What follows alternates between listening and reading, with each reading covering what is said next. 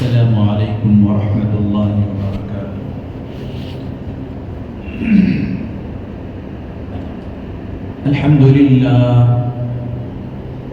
الحمد لله نحمده ونستعينه ونستغفره ونؤمن به ونتوكل عليه ونعوذ بالله من شرور أنفسنا ومن سيئات أعمالنا ونعوذ بالله من شرور أنفسنا ومن سيئات أعمالنا من يهده الله فلا مضل له ومن يضلله فلا هادي له ونشهد أن لا إله إلا الله وحده لا شريك له ولا نذير له ولا مشير له ولا وزير له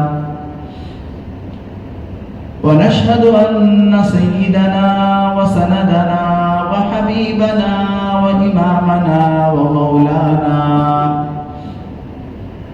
ومولانا محمد وبارك وسلم تسليما كثيرا كثيرا أرسله الله تعالى بين يدي الساعة بشيرا ونذيرا وداعيا إلى الله بإذنه وسراجا منيرا أما بعد فقد قال الله تبارك وتعالى في القرآن المجيد والفرقان الحميد أعوذ بالله من الشيطان الرجيم بسم الله الرحمن الرحيم حميم والكتاب المبين إنا أنزلناه في ليلة مباركة إنا كنا منذرين فيها يفرق من كل أمر حكيم وعن علي رضي الله تعالى عنه قال رسول الله صلى الله عليه وسلم إذا انتصف الشعبان قوموا ليلها وصوموا نهارها أو كما قال عليه الصلاة والسلام سبحانك لا علم لنا إلا ما علمتنا إنك أنت العليم الحكيم رب اشرح لي صدري ويسر لي أمري واحلل عقدة من لساني يفقه قولي اللهم صل على سيدنا مولانا محمد في أول كلامنا اللهم صل على سيدنا مولانا محمد في أوسط كلامنا اللهم صل على سيدنا مولانا محمد في آخر كلامنا ہر قسم کی تمام تعریفیں تمام بڑائیاں اور بزرگیاں خدا رب ذوالجلال کے لیے جس کی خدائی میں کوئی شریک نہیں وہ اکیلا پروردگار ہے اس کا کوئی ساجی اور ہمسر نہیں اور وہ ہمیشہ سے ہے ہمیشہ رہے گا ہر پل ہر لمحہ کروڑ ہا کروڑ انگنت لا تعداد زمین کے ذرات سے بڑھ کر آسمان کے تاروں سے زیادہ درود و سلام امام الانبیاء خاتم النبیین سید المرسلین رحمت للعالمین تاجدار بطحا محمد عربی محمد مصطفیٰ احمد مجتبی حضرت رسول پاک صلی اللہ علیہ وسلم پر یا رب صل وسلم دائما ابدا على حبیبک خیر الخلق کلہم معزز و محترم سامعین اکرام، فرزندان اسلام، بہت ہی قابل قدر بزرگوں اور دوستوں، آج شعبان المعظم کی 10 تاریخ ہے۔ یہ شعبان کا عظیم الشان مہینہ ہم سب پر جلوہ فگن ہے۔ اللہ تبارک و تعالیٰ کے یہاں کیفیت کے اعتبار سے ہر دن ہر رات برابر ہے، کہ جیسے ہر دن رات ہوتی ہے پھر صبح ہوتی ہے، لیکن صفات کے اعتبار سے، مقبولیت کے اعتبار سے، تقدس کے اعتبار سے اللہ تبارک و تعالیٰ کچھ مہینوں کو، کچھ راتوں کو اور کچھ دنوں کو اللہ نے فضیلت عطا فرمائی۔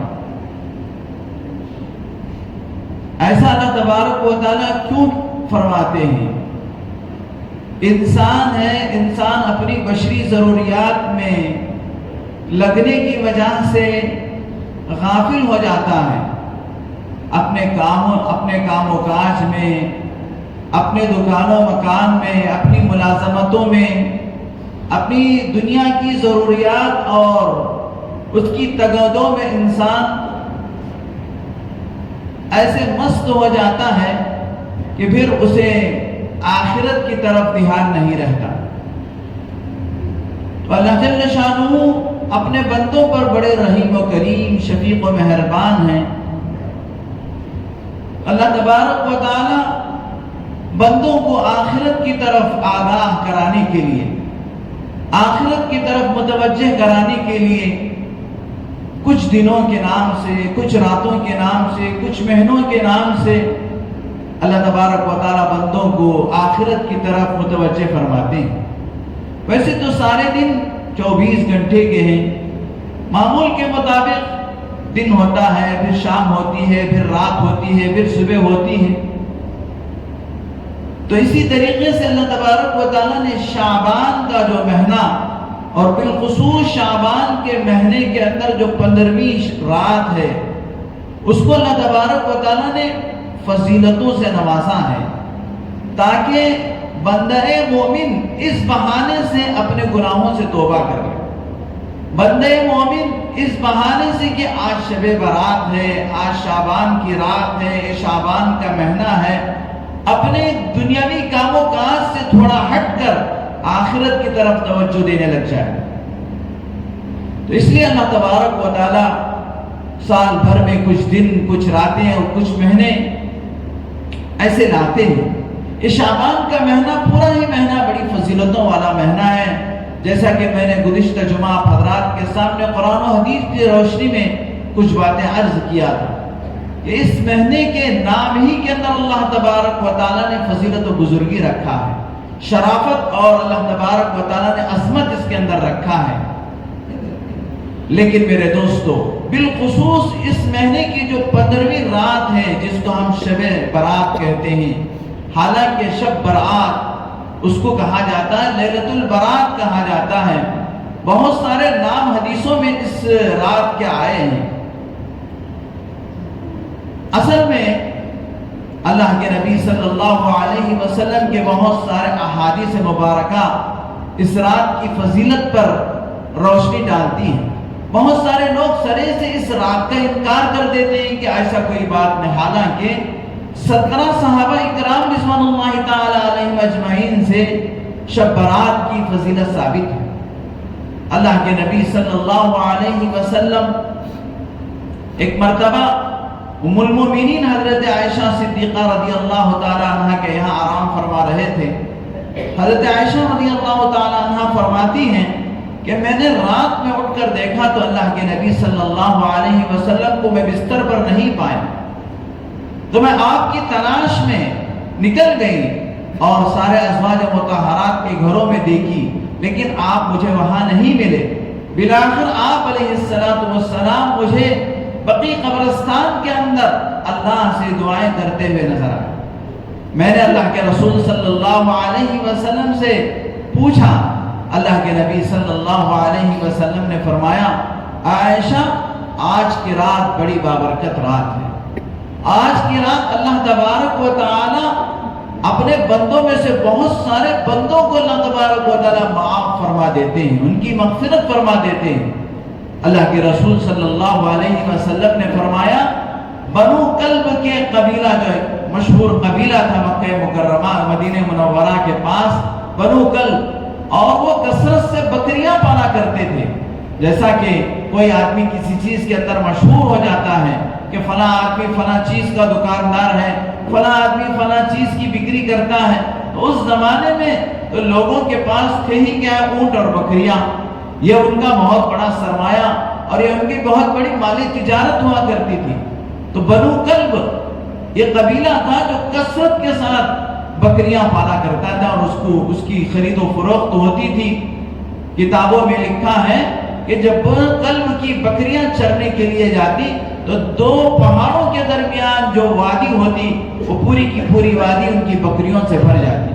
تو اللہ کے رسول صلی اللہ علیہ وسلم نے فرمایا، بنو کلب کے بکریوں کے پشت پر جو بال ہوتے ہیں ان بالوں کے بقدر اللہ تبارک و تعالی آج کی رات اپنے بندوں کو معاف فرماتے ہیں۔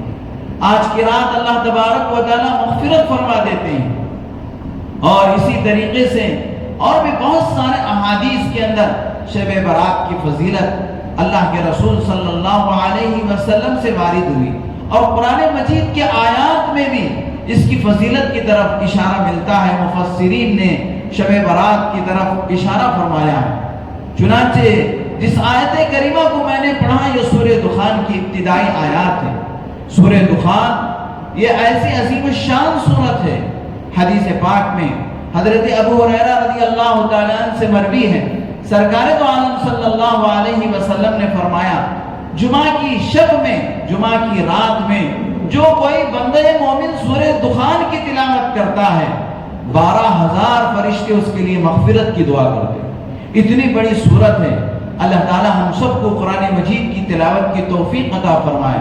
چنانچہ اس آیت کریمہ کے اندر بھی جو اللہ تبارک و تعالی نے فرمایا، حامیم والکتاب المبین انا انزلناہ فی لیلۃ مبارکہ، لیلۃ المبارکہ سے مراد مفسرین نے شب برات مراد لیا ہے، اس لیے کہ شعبان کے مہینے میں جہاں اللہ تبارک و تعالی نے بہت سارے واقعات کو رونما فرمایا، وہیں پر اللہ تبارک و تعالی نے قرآن مجید کے نزول کا فیصلہ بھی شعبان کے مہینے کی 15ویں رات میں فرمایا کہ اللہ تبارک و تعالی نے قرآن مجید کا جو نزول کا فیصلہ ہے وہ اللہ تبارک و تعالی نے شعبان کی 15ویں رات میں فرمایا۔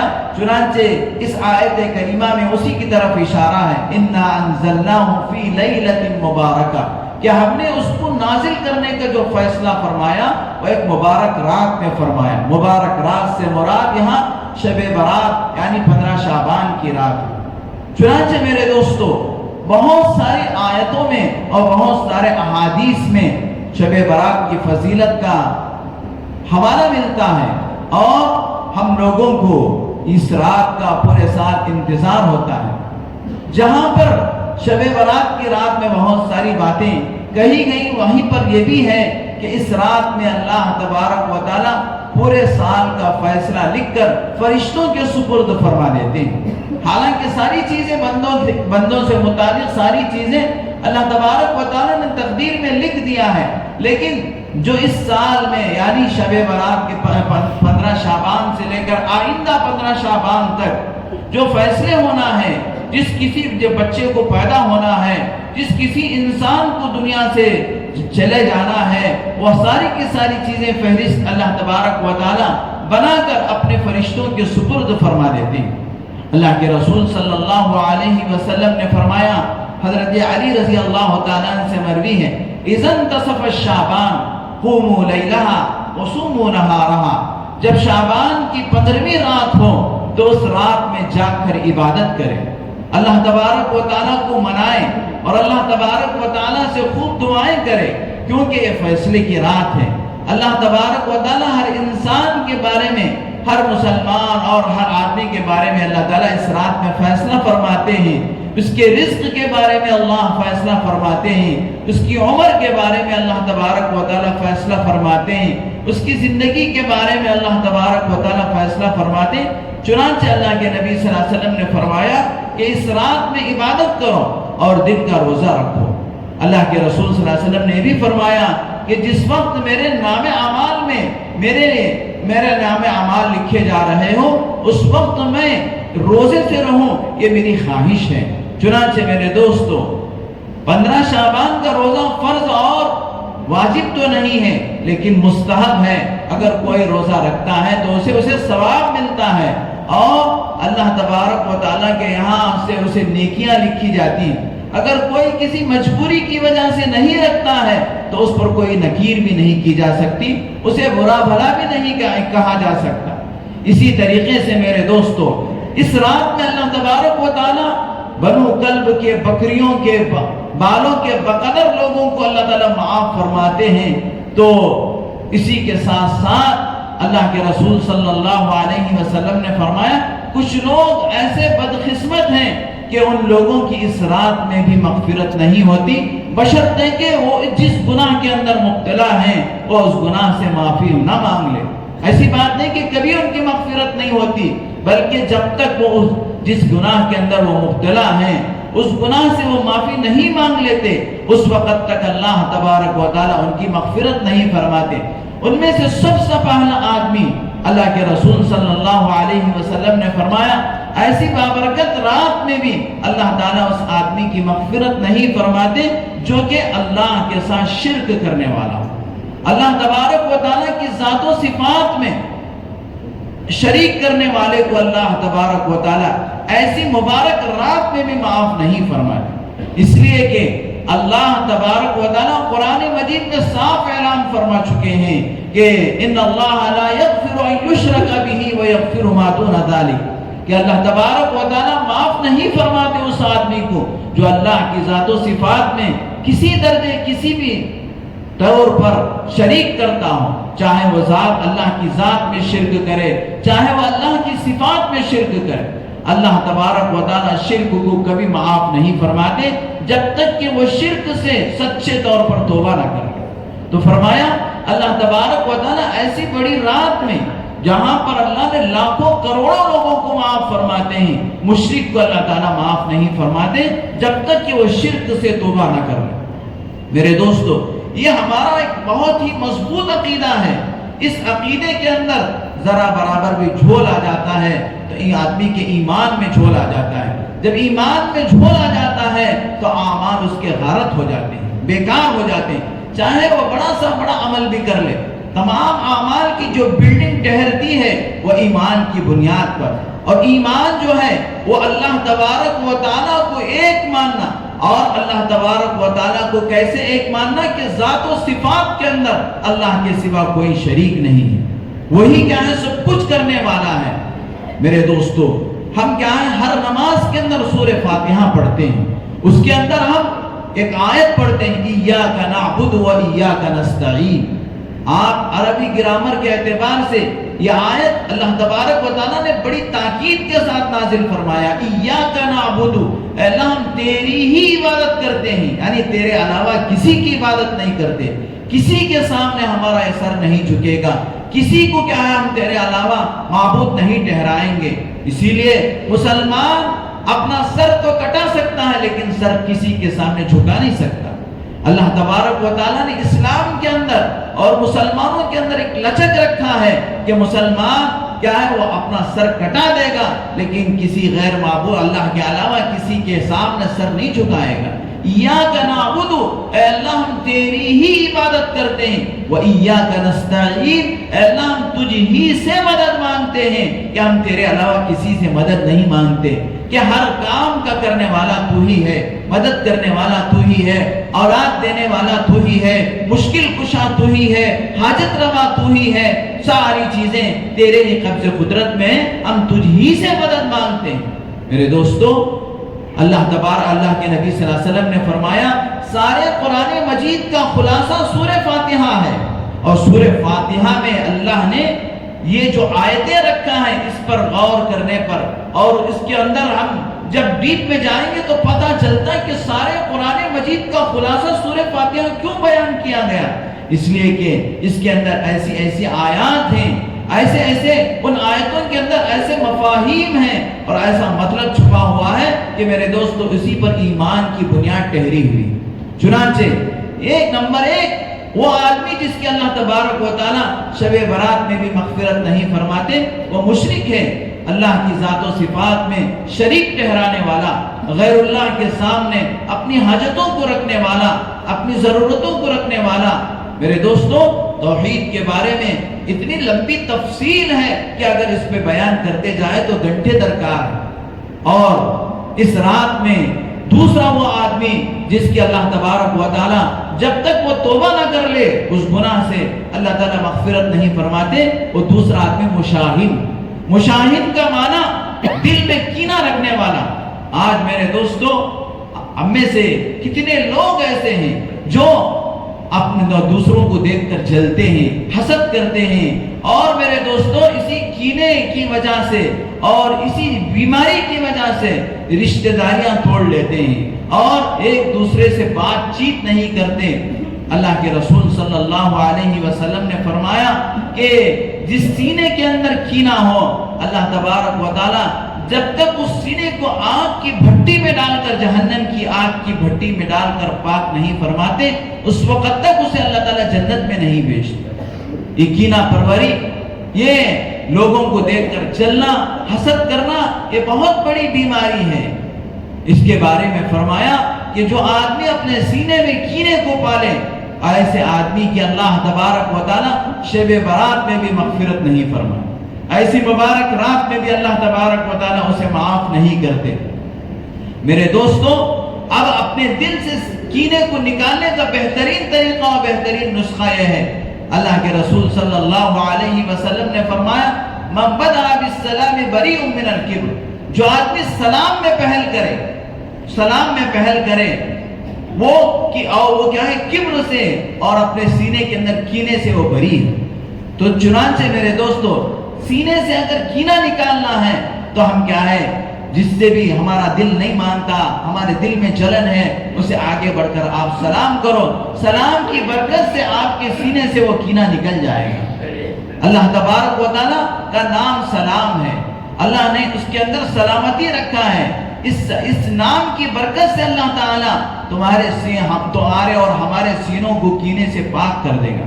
تو اللہ کے رسول صلی اللہ علیہ وسلم نے فرمایا دوسرا وہ آدمی جس کی اللہ تبارک و تعالیٰ شب برات میں مغفرت نہیں فرماتے، وہ کینہ پرور ہے، دل میں حسد کو پالنے والا، دل میں جلن کو پالنے والا، ایک دوسرے کو دیکھ کر حسد کرنے والا، عالم کو دیکھ کر حسد کرنے والا، مالدار کو دیکھ کر حسد کرنے والا، میرے دوستو یہ ساری چیزوں کو ہم اپنے دل سے نکالنا ہے۔ اللہ کے رسول صلی اللہ علیہ وسلم نے ایک مرتبہ مجلس میں بیٹھے ہوئے تھے، صحابہ کرام آپ کی جھرمٹ میں بیٹھے تھے، ایک صحابی رسول صلی اللہ علیہ وسلم کا گزر ہوا۔ اللہ کے نبی صلی اللہ علیہ وسلم نے صحابہ سے پوچھا، اے میرے صحابہ کیا تم جنتی آدمی کو دیکھنا چاہتے ہو؟ صحابہ نے کہا ضرور اللہ کے رسول۔ تو اللہ کے نبی نے فرمایا دیکھو یہ جو آدمی وضو کر کے جا رہا ہے یہ جنتی ہے۔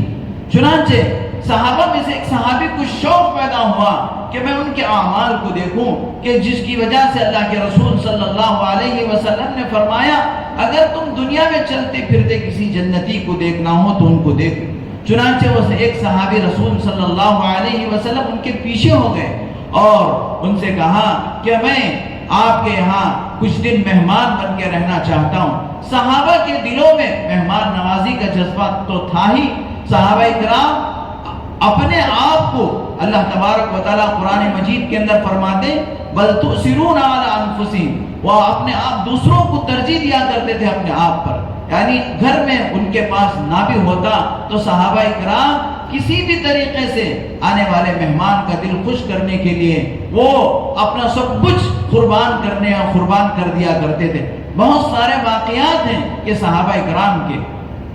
چنانچہ وہ صحابی ان کے یہاں مہمان ہو گئے، انہوں نے دیکھا کہ وہ جو عمل کرتے ہیں وہی عمل وہ بھی کرتے ہیں. یہ تہجد پڑھتے ہیں تو وہ بھی تہجد پڑھتے تھے. یہ فرض نمازوں کا اہتمام کرتے تو وہ بھی فرض نمازوں کا اہتمام کرتے. لیکن اس کے باوجود اللہ کے نبی نے فرمایا اگر کسی جنتی کو چلتے پھرتے دیکھنا ہو تو ان کو دیکھ لو. چنانچہ انہوں نے جب ان کو بات سمجھ میں نہیں آئی تو ان سے خود پوچھ لیا کہ آپ کے اندر وہ کون سی صفت ہے جس کی وجہ سے اللہ کے رسول صلی اللہ علیہ وسلم نے فرمایا اگر کسی جنتی کو دیکھنا ہو تو ان کو دیکھ لو. تو صحابی نے کہا آپ نے تو میرا عمل دیکھا کہ آپ جو کرتے میں بھی وہی کرتا ہوں, لیکن ایک چیز یہ ہے کہ میرے دل میں کسی کے بارے میں کوئی حسد اور کوئی کینہ اور کوئی جلن نہیں ہے. میں سب کے ساتھ دل کھول کر رہتا ہوں, یعنی کسی سے جلنا, کسی سے کیا ہے حسد رکھنا. تو پھر وہ صحابی نے کہا ہاں یہی وہ چیز ہے جس کی وجہ سے اللہ کے رسول صلی اللہ علیہ وسلم نے فرمایا کہ جنتی. چنانچہ میرے دوستو دوسری چیز کیا ہے, سینے کے اندر کینہ نہ ہو. اور تیسری چیز اللہ کے رسول صلی اللہ علیہ وسلم نے فرمایا کہ ٹخنے سے نیچے ازار پہننے والا, ٹخنے سے نیچے ازار پہننے کو ہم معمولی گناہ سمجھتے ہیں. اللہ کے رسول صلی اللہ علیہ وسلم نے اس کو گناہ کبیرہ کہا ہے اور فرمایا کہ ایسے شخص کی مغفرت شب برات جیسی مبارک رات میں نہیں ہوتی. یہ عام طور پر تکبر کی وجہ سے ہوتا ہے. اور میرے دوستو بہت سارے ساتھیوں کا خیال یہ ہے کہ ٹخنے سے نیچے جو ازار پہننے نہ پہننے کا حکم ہے وہ صرف نماز میں ہے, لہذا وہ نماز میں آ کر اپنے پینچے کیا ہے چڑھا لیتے ہیں اور اپنا پجامہ اونچا کر لیتے ہیں. حالانکہ کسی ایک حدیث میں بھی نماز کا تذکرہ نہیں ہے. مطلق ہے کہ کبھی بھی کسی بھی وقت میں ٹخنے سے نیچے ازار پہننا اللہ کے رسول صلی اللہ علیہ وسلم نے اس کو گناہ کبیرہ کہا ہے. اور حکیم الامت حضرت مولانا اشرف علی تھانوی رحمۃ اللہ علیہ نے اس کو گناہ بے لذت کہا ہے, یعنی اس گناہ کے اندر کوئی لذت بھی نہیں ہے کہ آپ ٹخنے سے نیچے پجامہ لٹکا کر آپ ایسا گناہ مول لے رہے ہیں, اپنے سر لے رہے ہیں کہ جس پر آپ کو کوئی مزہ بھی نہیں آتا. نہ اس میں آئس کریم کا مزہ ہے, نہ اس میں کیا ہے چکن فرائی کا مزہ ہے, کوئی مزہ نہیں ہے, لیکن یہ خامخواہ کا گناہ ہے. اللہ کے رسول صلی اللہ علیہ وسلم نے اس کو گناہ فرمایا ہے تو وہ گناہ ہے ہی, اس کے اندر کوئی دو رائے نہیں ہے. لہذا میرے دوستو ٹخنے سے نیچے پجامہ لٹکانے سے ہم لوگوں کو پرہیز کرنی چاہیے اور اللہ تبارک و تعالیٰ اس گناہ سے امت کو بچنے کی توفیق عطا فرمائے. اور چوتھی چیز میرے دوستو قاطع الرحم, رشتوں کو توڑنے والا, اس کو بھی اللہ تبارک و تعالیٰ شب برات کی رات میں مغفرت نہیں فرماتے. رشتہ داری بہت بڑی چیز ہے. کل قیامت کے دن یہ رشتہ داری اللہ تبارک و تعالیٰ کے عرش کے پیر کو پکڑ کر کہے گی کہ اے اللہ دنیا میں اس نے مجھے توڑا تھا تو آج اس کو اپنی رحمت سے توڑ دے. رشتہ داری بہت بڑی چیز ہے. لہذا میرے دوستو رشتہ داریوں کو تو معمولی باتوں سے آپس میں بول چال سالہ سال بند کر دیتے ہیں. اپنے ماموں کو بھتیجے بھانجے سے اور چچا کو بھتیجے سے رشتہ داریاں میرے دوستو بات چیت بند ہے تو سالہ سال گزر جاتے ہیں لیکن بات چیت نہیں کرتے. اللہ تبارک و تعالیٰ نے یہ رشتہ داریاں اللہ نے پیدا فرمائی ہیں, اس کی بڑی قدر کرنی چاہیے. چنانچہ جو آدمی 3 دن سے کسی مسلمان کو 3 دن سے زائد بول چال بند رکھنے کی اجازت نہیں ہے تو پھر میرے دوستو رشتہ داریوں کو نبھانے کا اللہ تبارک و تعالیٰ نے کس قدر حکم فرمایا ہے اس کو ہم سمجھنا چاہیے. رشتہ داریوں کو توڑیں گے تو میرے دوستو اللہ تبارک و تعالیٰ ان کو اپنی رحمت سے توڑ دیں گے, اپنی رحمت سے اللہ تبارک و تعالیٰ دور فرما دیں گے. اس لیے رشتہ داریوں کی بڑی قدر کرنی چاہیے. اللہ تبارک و تعالیٰ آج یہ شب برات کی مبارک رات میں رشتے ناطے توڑنے والوں کی بھی مغفرت نہیں فرماتا جب تک کہ وہ اللہ تبارک و تعالیٰ سے توبہ نہ کر لے اور رشتوں کو جوڑنے کی فکر نہ کر لے. اسی طریقے سے فرمایا کہ شب برات کی رات میں اللہ تبارک و تعالیٰ شرابی کی مغفرت نہیں فرماتے. شرابی اللہ تبارک و تعالیٰ 2 گناہ ایسے ہیں کہ جن کے کرنے کی وجہ سے اللہ تبارک و تعالیٰ آدمی کے اندر سے ایمان کو نکال لیتے ہیں. ایک شراب اور دوسرا زنا. اذا یشرب الشارب کیا حدیث پاک کے اندر فرمایا جب شرابی شراب پیتا ہے تو اس کا ایمان دل سے نکل جاتا ہے، اور جب زانی زنا کرتا ہے تو اس کا ایمان دل سے نکل جاتا ہے. شراب کا ایک قطرہ اگر آدمی پیتا ہے تو 40 دن کی وہ عبادت اس کی قبول نہیں ہوتی. میرے دوستو، حدیث پاک کے اندر فرمایا شرابی کو کل قیامت کے دن اللہ تبارک و تعالی جہنمیوں کو خون اور پیپ پلائیں گے. لہذا شراب یہ ام الخبائث ہے، تمام برائیوں کی جڑ ہے، تمام برائیوں کی جڑ ہے. اس لیے اللہ کے رسول صلی اللہ علیہ وسلم نے فرمایا کہ شرابی کی بھی اللہ تبارک و تعالی شب برات میں مغفرت نہیں فرماتے. لیکن میرے دوستو، آج کل کے زمانے میں لوگ نشے کے عادی ہو چکے ہیں. یہ نشہ بھی اسی شراب کی قسموں میں سے ایک قسم ہے. مختلف نام دے کر لوگ کیا ہے نشہ کرتے ہیں. اللہ تبارک و تعالی امت کی حفاظت فرمائے. نوجوان بچے، بلکہ چھوٹی چھوٹی عمروں والے بچے، 17-18 سال کے بچے نشے کے عادی، اور وہ پتہ نہیں کہ کیا کیا چیزوں سے اپنے بدن کے اندر نشہ حاصل کرتے ہیں. بہت ساری چیزیں نکل گئیں، دوا گولیوں کے ذریعے سے اور انجیکشن کے ذریعے سے اور طرح طرح کی چیزوں سے وہ اپنی زندگیوں کو بھی برباد کر لیتے ہیں اور آخرت کو بھی برباد کر لیتے ہیں. تو چنانچہ فرمایا شرابی کی بھی اللہ تبارک و تعالی شب برات میں مغفرت نہیں فرماتے. اور اسی طریقے سے والدین کا جو نافرمان ہے، والدین کا جو نافرمان، اللہ تبارک و تعالی والدین کے نافرمان کی بھی کیا ہے شب برات میں مغفرت نہیں فرماتے. میرے دوستو، جب تک کہ وہ اپنے والدین کو راضی نہ کر لے. اللہ تبارک و تعالیٰ نے قرآن مجید میں جہاں اپنے حقوق کے بارے میں بیان فرمایا، فوراً اللہ تبارک و تعالیٰ نے والدین کے حقوق کے بارے میں بیان فرمایا. وَقَضَىٰ رَبُّكَ أَلَّا تَعْبُدُوا إِلَّا إِيَّاهُ وَبِالْوَالِدَيْنِ إِحْسَانًا کہ تمہارے رب نے فیصلہ کر دیا کہ تم اللہ کے علاوہ کسی کی عبادت نہیں کرو گے اور ماں باپ کے ساتھ حسن سلوک کرو گے.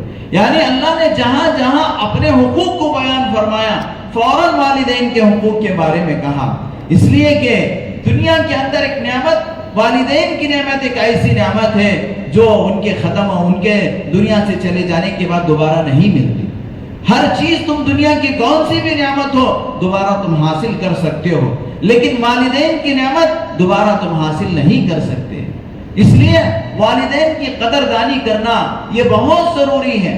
قیامت کی نشانیوں میں سے ایک نشانی ہے کہ قرب قیامت اولاد اپنے ماں باپ کے ایسی نافرمانی کریں گے، ان کے ساتھ ایسا سلوک کریں گے جیسے باندیوں کے ساتھ، غلاموں کے ساتھ سلوک کیا جاتا ہے. ماں باپ کو ترچی نگاہوں سے دیکھیں گے، بلکہ بہت سارے ایسے بھی ہیں کہ اللہ حفاظت فرمائے. ابھی قریب میں ایک واقعہ مدینہ منورہ کے صحن میں ایک باپ اور بیٹا دست و گریبان ہو گئے. ایک باپ اور بیٹا دست و گریبان ہو گئے. باپ بیٹے کو اور بیٹا باپ کو مار رہا ہے مدینہ منورہ کے اندر اللہ کے رسول صلی اللہ علیہ وسلم کے دربار میں.